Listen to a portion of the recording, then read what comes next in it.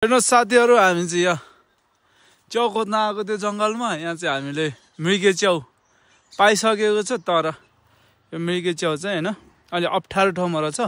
यो मुनि यस्तो डेन्जर भिर रहेछ होइन। अब माथि चढ्न पनि नसक्ने सुकेको रुख रहेछ। फेरि यो भाँच्यो भने हामी तल खस्छौँ, त्यही भएर हामी चाहिँ माथि नचढ्ने सोच बनाए। दाइले चाहिँ लट्ठीले घोच्दै लट्ठीले त्यसरी घोच्दै निकाल्दैछ। यो च्याउ चाहिँ एकदम टेस्टी हुन्छ। यो हाम्रो आजको लिडर भन्ने अथवा गाइड भन्ने बुवा चाहिँ यहाँनिर यसरी टिप्दै हुनुहुन्छ थोरै थोरै। यो हो मृगे च्याउ होइन त बुवा? यो मिठो हुन्छ है। अब कुकले कस्तो बनाउँछ भन्ने कुरो हुन्छ हेरि होइन। ल दाजुले पनि रुखमा बाँदर शैलीमा पुरा टिप्दै हुनुहुन्छ। कति बनाउनु भयो दाजु तपाईँले चाहिँ च्याउ?